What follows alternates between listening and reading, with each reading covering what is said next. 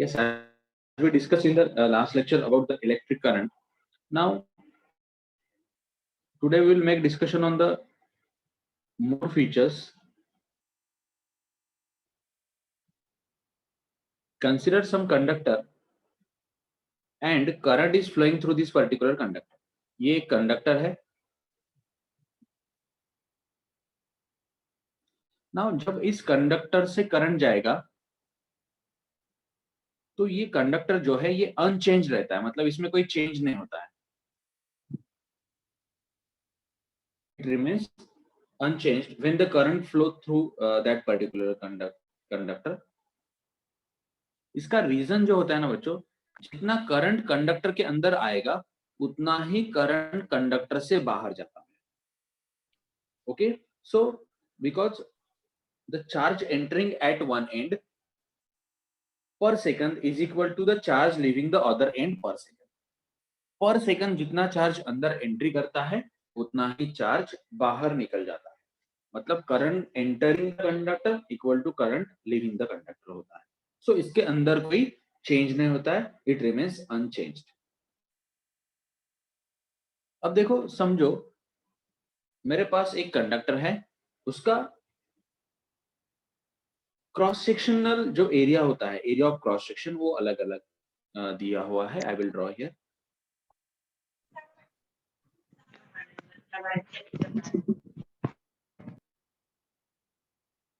Okay, now if you are considering here about this particular conductor, तो इसका ये area जो है हम इसको बोलेंगे A1 and this area I will call it as A2. Okay, अब देखो इस कंडक्टर का अगर एरिया चेंज हुआ तो इसका करंट चेंज होगा क्या? नहीं. If there is change in the area there will be no change in the current.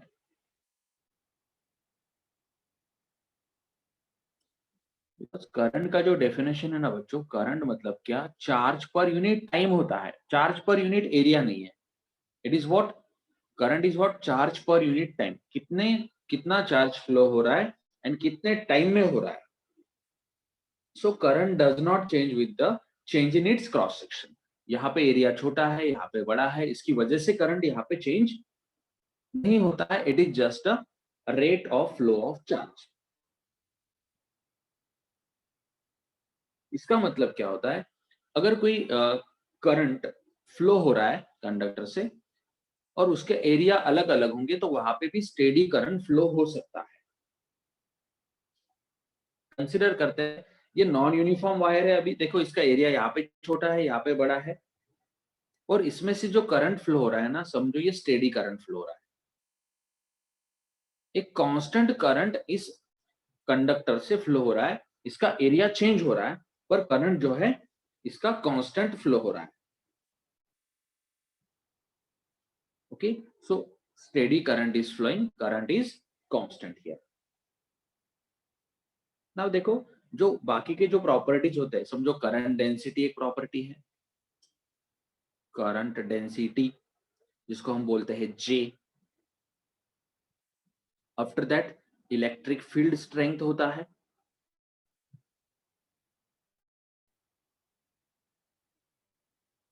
जिसको हम बोलेंगे E, electric field strength. Again one more property, it is drift velocity, इसको हम Vd से रिप्रेजेंट करते हैं, ड्रिफ्ट वेलोसिटी. अब ये जो प्रॉपर्टीज है ना बच्चों, ये जो तीनों फिजिकल क्वांटिटी है, current density, electric field intensity या फिर इलेक्ट्रिक फील्ड स्ट्रेंथ बोलेंगे, and drift velocity, they are inversely proportional to area. ये सब के सब एरिया के साथ कैसे है? इनवर्सली प्रोपोर्शनल है. मतलब अगर एरिया बढ़ा तो करंट डेंसिटी कम होगा, एरिया बढ़ा तो इलेक्ट्रिक फील्ड स्ट्रेंथ भी कम होगा, ड्रिफ्ट वेलोसिटी भी कम होगा. अगर एरिया कम हुआ तो ये सब प्रॉपर्टीज बढ़ेंगे. ये बहुत ही इंपॉर्टेंट पॉइंट है, इसको आप याद रखो. ओके, अगर कोई कंडक्टर से स्टेडी करंट जा रहा है, कांस्टेंट करंट जा रहा है और उसका एरिया अलग अलग है, तो देखो बच्चों जहां पे समझो यहाँ पे करंट डेंसिटी को मैंने बोला J1, यहाँ पे बोला J2, यहाँ पे इलेक्ट्रिक फील्ड स्ट्रेंथ को मैंने बोला E1, यहाँ पे बोला E2. यहाँ पे ड्रिफ्ट वेलोसिटी को मैंने बोला vd1, यहाँ पे मैंने ड्रिफ्ट वेलोसिटी को बोला v2। तो देखो बच्चों, ये J1 बड़ा होगा J2 से क्योंकि उसका एरिया छोटा है। इलेक्ट्रिक फील्ड स्ट्रेंथ भी बड़ा होगा एंड Vd1 भी बड़ा होगा एज कंपेयर टू Vd2। तो ये रिलेशन बहुत ही इंपॉर्टेंट है, आपको इसको अंडरस्टैंड करना। Now consider that I have n particles and हर एक का चार्ज है समझो q।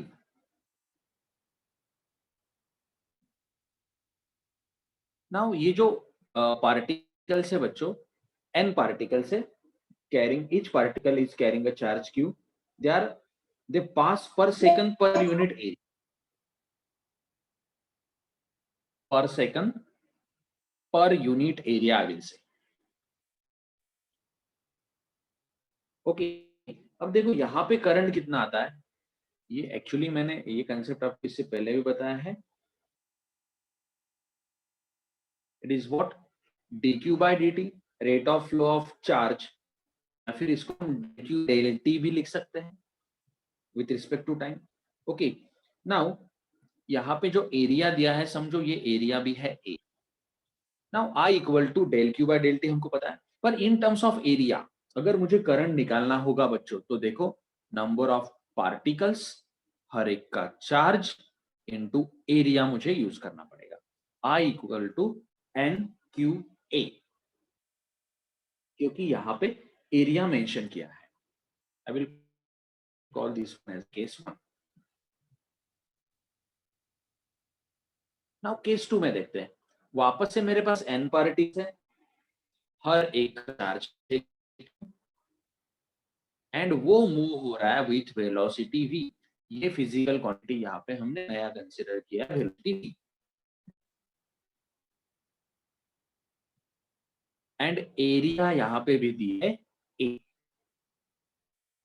तो यहाँ पे करंट कितना बनेगा, I equal to del Q by del T, so it is n Q V A. मतलब देखो बच्चों, यहाँ पे वेलोसिटी दिया है ना, वेलोसिटी से बट बस उसको मल्टीप्लाई करते हैं। ये जो था हमारा फॉर्मूला एन क्यू ए, ये भी एन क्यू ए है, बस इसको वेलोसिटी मींस v से उसको बस आपको मल्टीप्लाई करना है। मतलब देखो, with respect to area and with respect to velocity आपका जो करंट होता है वो चेंज होता है। नाउ और एक केस इसमें मैं आपको बताने जा रहा हूं। समझो एक चार्ज है, ये हमने मैग्नेटिज्म में देखा है, एक चार्ज है क्यू, क्यू इतना मैग्नीट्यूड है उसका, इस ऑर्बिट पे घूम रहा है जिस ऑर्बिट का रेडियस है आर। ओके, अब देखो बच्चों, यहाँ पे क्यू चार्ज है, इसको हम ई भी पकड़ सकते हैं अगर इलेक्ट्रॉन कंसिडर किया तो, and R is the radius. If you remember बच्चों, ये जो होता है I equal to Q by T. Okay, now Q Q की जगह पे जैसे कि वैसे रहेगा। टाइम पीरियड मतलब क्या, T means what, distance travelled upon velocity आएगा। सो ये जाएगा 2 पाई आर बाय वी, मतलब करंट कितना होगा, Q V by 2 pi R. If you remember magnetism chapter में ये पूरा इक्वेशन हमने निकाला था। इसके बाद में मैग्नेटिक डायपोल मोमेंट भी निकाला था इस इलेक्ट्रॉन का, capital M equal to E V R by 2।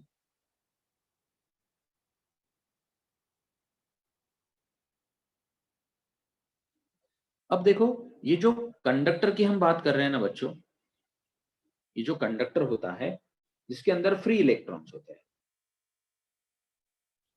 इसके बाहर जो इलेक्ट्रॉन होता है ना, मतलब इस रीजन या फिर इस रीजन, यहाँ का इलेक्ट्रिक फील्ड कितना होता है, 0 होता है। The electric field outside a current carrying conductor is always 0। उसके बाहर कोई इलेक्ट्रिक फील्ड नहीं होता है, पर इस कंडक्टर के अंदर इलेक्ट्रिक फील्ड हमेशा होता है, and that electric field is V by L, potential per unit length हम जिसको बोलते हैं। It is V divided by L इतना इलेक्ट्रिक फील्ड इसके अंदर हमेशा प्रेजेंट होता है। अब देखो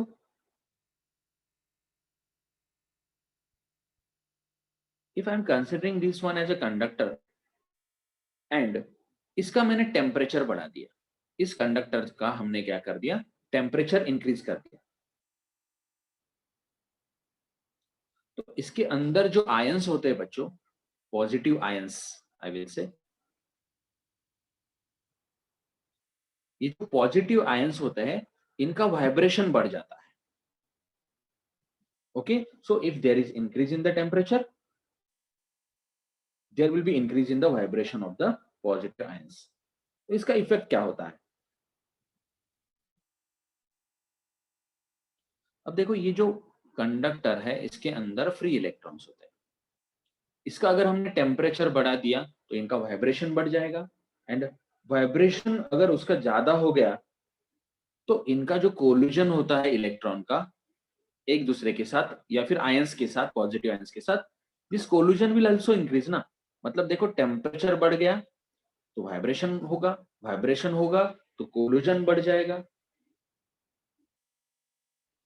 और कोलिजन, नंबर ऑफ कोलिजन्स अगर बढ़ गए तो जो रिलैक्सेशन टाइम होता है, ये रिलैक्सेशन टाइम होगा डिक्रीज। ये रिलैक्सेशन टाइम क्या होगा? डिक्रीज। समझो बच्चों, ये यहां पे कोलिजन हुआ, फर्स्ट कोलिजन, इसके बाद में यहां पे कोलिजन हुआ, ऐसे 100 कोलिजन हो रहे हैं समझो, ठीक है, 10 सेकंड में। अब वाइब्रेशन बढ़ा, टेम्परेचर बढ़ा, वाइब्रेशन बढ़ा, मतलब कोलिजन्स बढ़ेंगे। अब देखो 10 सेकंड में 100 कोलिजन्स हो रहे हैं, या फिर समझो 100 सेकंड में 100 कोलिजन हो रहे हैं, मतलब हर एक कोलिजन का जो टाइम होगा 1 सेकंड होगा, मतलब हर एक सेकंड के बाद नेक्स्ट कोलिजन हो रहा है, मतलब इसका रिलैक्सेशन टाइम कितना है? 1 सेकंड है। अब देखो बच्चों टेम्परेचर बढ़ गया मतलब वाइब्रेशन बढ़ेगा, मतलब कोलिजन्स बढ़ेंगे। समझो कोलिजन हो गए टेम्परेचर बढ़ने के बाद 200, 100 सेकंड में कितने कोलिजन हो रहे हैं अभी? 200 कोलिजन हो रहे हैं, मतलब इसका रिलैक्सेशन टाइम कितना होगा? 0.5 सेकंड ओनली। मतलब टेम्परेचर बढ़ा तो वाइब्रेशन होगा, वाइब्रेशन होगा तो कोलिजन्स बढ़ेंगे, कोलिजन्स बढ़े तो रिलैक्सेशन टाइम क्या होगा बच्चों? डिक्रीज होगा, इंक्रीज नहीं होगा। ओके, अब देखो एक्चुअली जो कोलिजन का कंसेप्ट है ना बच्चों, मैंने आपको इससे पहले भी बताया था, ये जो कंडक्टर होता है ना, कंडक्टर के अंदर बहुत सारे इलेक्ट्रॉन्स होते हैं, फ्री इलेक्ट्रॉन्स होते हैं, पॉजिटिव आयंस भी होते हैं। तो ये यहाँ पे समझो इनका हो गया फर्स्ट कोलिजन यहाँ पे। ओके, अब ये फर्स्ट कोलिजन होने के बाद ये इधर सीधा चला गया, समझो ये इधर कहीं पे चला गया, ये इधर सीधा चला गया, यहाँ पे आने के बाद इसको दूसरा इलेक्ट्रॉन मिला, तो ये फर्स्ट कोलिजन था, ये सेकंड कोलिजन था। अब ये कोलिजन सेकंड वाला एंड ये कोलिजन फर्स्ट वाला, तो इसके बीच में जो डिस्टेंस उसने ट्रेवल किया है, ये सीधा जो डिस्टेंस उसने ट्रेवल किया है, इस डिस्टेंस को हम बोलते हैं फ्री पाथ। ये कंसेप्ट हमने देखा है, it is denoted by lambda. Okay, अब देखो ये first collision and second collision के बीच का फ्री पाथ है। अब सेकंड एंड थर्ड जो कोलिजन होगा यहाँ पे, और समझो यहाँ पे आगे जाके और एक कोलिजन कर दिया उसने, यहाँ पे और एक लैम्बडा मिलेगा, मतलब एक इलेक्ट्रॉन के जो सब लैम्बडा होते हैं, lambda 1, lambda 2, lambda 3 up to lambda n, ये सब लैम्बडा मिला के बनता है उसका mean free path. Lambda bar बोलेंगे हम इसको, मीन फ्री पाथ, मतलब lambda 1, lambda 2 up to lambda n divided by n। एक इलेक्ट्रॉन के ये सब मीन फ्री पाथ, मतलब सब फ्री पाथ का हमने क्या निकाला वहां पे? मीन निकाला है, एवरेज निकाला है। ओके, एक कोलिजन एंड बाजू वाला कोलिजन, उसके बीच में जो टाइम गैप होता है कोलिजन में, इसको हम बोलते हैं रिलैक्सेशन टाइम, मतलब उस टाइम में कोई कोलिजन नहीं हुआ। अब देखो ये जो मीन फ्री पाथ होता है of free electrons, I will say mean free path of free electrons और कंडक्शन इलेक्ट्रॉन्स हम बोलेंगे इसको। इसका जो फॉर्मूला है in terms of drift velocity, it is drift velocity into time. I will call it as a relaxation time. मतलब ये mean free path जो है drift velocity into relaxation time, ये लॉजिक हम इसके लिए यूज कर सकते हैं.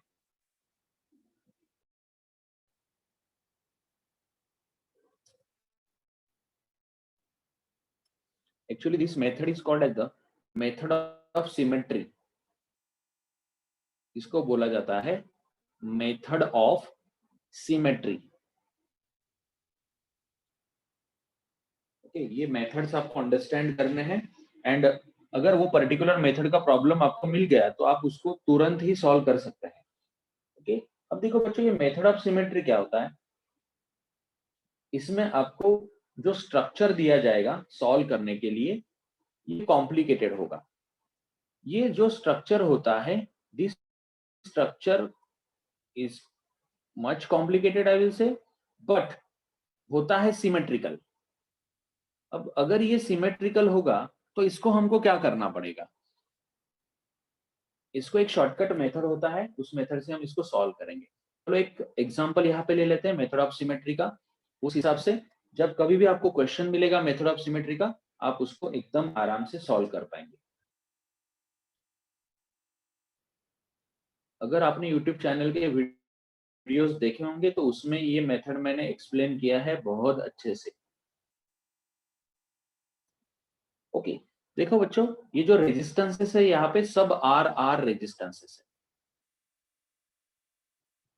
सब इक्वल रेजिस्टेंसेस है आर. अब इस स्ट्रक्चर को आप अच्छे से देखो, ये स्ट्रक्चर जो है ये सिमेट्रिक स्ट्रक्चर है. ओके, मतलब यहाँ पे अगर स्ट्रक्चर आपका सिमेट्रिक होगा तो मैं यहाँ पे मेथड ऑफ सिमेट्री लगा सकता हूँ. सिमेट्रिक स्ट्रक्चर मतलब क्या बच्चों, मैं इस पे एक लाइन ड्रॉ करूंगा और उस लाइन के अबाउट इसके दो इक्वल पार्ट्स हो जाएंगे. देखो ये ब्लैक कलर से मैं एक लाइन ड्रॉ कर रहा हूं, तो देखो इस ब्लैक कलर लाइन के लेफ्ट साइड में देखो एंड राइट साइड में देखो, तो दोनों पार्ट जो है मिरर इमेजेस है. जो पार्ट लेफ्ट में है वैसा ही सेम पार्ट राइट में है. ओके, मतलब यहाँ पे मैं सिमेट्रिक मेथड लगा सकता हूँ. देखो मैंने इसको वर्टिकली कट किया है, मैं इसको हॉरिजॉन्टली भी कट कर सकता हूँ, मतलब ऊपर का एक सेक्शन एंड नीचे का एक सेक्शन. ओके, अब देखो मैंने इसको वर्टिकली कट किया समझो. तो यहाँ पे जो लॉजिक होता है, ये स्ट्रक्चर आपने देखा तो इसको हम बहुत ही कॉम्प्लिकेटेड स्ट्रक्चर कंसिडर करते हैं और मेथड ऑफ सिमेट्री से हम इसको सॉल्व करेंगे. जिस लाइन के अबाउट हम इसको दो इक्वल पार्ट में डिवाइड कर पाए हैं, उस लाइन के सब रेजिस्टेंसेस आप छोड़ दो एंड उनको छोड़ के बाकी का पार्ट आपको यहाँ पे रीड्रॉ करना है. ध्यान दो बच्चों, जिस लाइन के अबाउट मैंने इसको कट किया है उस लाइन के अबाउट का जो कुछ भी होगा रेजिस्टेंस, आपको उसको बस कीप कर देना है, वहां पे छोड़ देना है. ओके, अब ये देखो बाकी का पार्ट जैसे कि वैसे, इस लाइन के अबाउट मैंने कट किया था, मतलब ये सेंटर का जो रेजिस्टेंस होगा ये जैसे कि वैसा है. ये देखो ये आर जैसे कि वैसे आएगा, ये आर आएगा, ये भी आर आएगा, ये आर आएगा, ये भी आर आएगा. मतलब जिस लाइन को हमने सिमेट्री कंसिडर किया है, जिस लाइन के अबाउट हमने कट किया था बच्चों, उस लाइन को हमको छोड़ देना है, वहां से निकाल देना है और उसके ऊपर जितने भी रेजिस्टेंसेस आएंगे उस लाइन के ऊपर, वो सब रेजिस्टेंसेस भी हमको छोड़ देना है, उनको यहाँ पे डिस्कशन के लिए नहीं लेना है. ओके, अब देखो बच्चों, ये दो रेजिस्टेंस अगर आपने देखे तो ये सीरीज में है, ये दो रेजिस्टेंसेस अगर आपने देखे तो ये भी सीरीज में है और ये दोनों रेजिस्टेंसेस ये भी सीरीज में है. अब देखो इसको लगा दो. नेक्स्ट मेथड, देखो ये दोनों सीरीज में है, सीरीज में है मतलब दोनों का हम एडिशन करते हैं, ये 2r हो जाएगा. ये भी दोनों सीरीज में है, दोनों का एडिशन करेंगे ये भी 2r हो जाएगा. अब ये नीचे के दोनों भी सीरीज में है, ये भी 2r हो जाएगा. ओके, मतलब ये सब रेजिस्टेंसेस जो है इस तरीके से मुझे ये सिंप्लीफाइड स्ट्रक्चर मिला है. अब ये तीनों रेजिस्टेंसेस देखो बच्चों, ये तीनों रेजिस्टेंसेस पैरेलल में है. अब पैरेलल का जो ट्रिक होता है हमारा, अगर सब रेजिस्टेंसेस सेम वैल्यू वाले होंगे तो मैं वहां पे R बाय N यूज करता हूं। R बाय N मतलब क्या, तीनों में से कोई भी एक रेजिस्टेंस ले लो। N मतलब कितने रेजिस्टेंस है, 3 है, मतलब ये आ गया इस सर्किट का equivalent resistance. So I got finally this resistance, it is 2R by 3। ये यहाँ पे फाइनल रेजिस्टेंस आपको मिल गया।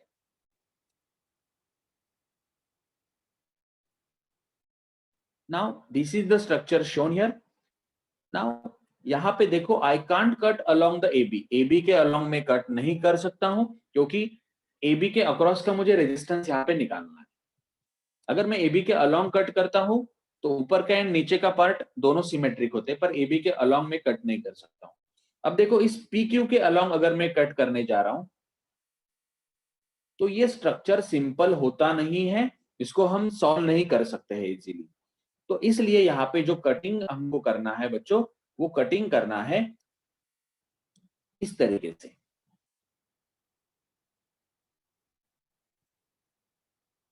इस तरीके से मुझे इसको कट करना पड़ेगा।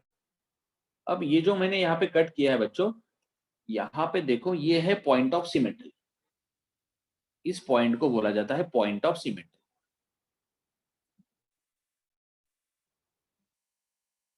अब देखो यहाँ पे जो डॉटेड लाइन मैंने यहाँ पे ड्रॉ किया है ना बच्चों कट करने के लिए, इसको मैं बोलूंगा लाइन ऑफ सिमेट्री। आपका जो स्ट्रक्चर था ओरिजिनल, उसमें ऐसा कोई लाइन था ही नहीं, मैंने इमेजिनरी लाइन यहाँ पे ड्रॉ किया है। पर देखो होता क्या है, यहाँ पे कोई लाइन नहीं है, मतलब रेजिस्टेंस का तो सवाल ही नहीं ना। जो लाइन मैंने ड्रॉ किया है बच्चों, उस लाइन के अलोंग कोई भी रेजिस्टेंस नहीं है, मतलब कोई भी रेजिस्टेंस यहां से हटेगा नहीं। इस लाइन पे सिर्फ पॉइंट है जो होता है पॉइंट ऑफ सिमेट्री। मतलब इस स्ट्रक्चर को मैं कुछ इस तरीके से ड्रॉ कर सकता हूं। ये पहला रेजिस्टेंस जैसे के वैसे रहेगा, ये रेजिस्टेंस भी जैसे के वैसे रहेगा, ये रेजिस्टेंस भी जैसे के वैसे रहेगा। जो सेंटर का जो पॉइंट है ना बच्चों, वो पॉइंट वहां से निकल गया, पॉइंट ऑफ सिमेट्री यहां से निकल गया। मतलब ये जो क्रॉस वाले रेजिस्टेंसेस है उनको मैं वहां पे टच नहीं कर सकता हूं, उन रेजिस्टेंसेस को मैं वहां पे ज्वाइन नहीं कर सकता हूं। एंड ये सेंटर का जो रेजिस्टेंस है, देखो मैंने इस तरीके से उसको चेंज कर दिया है।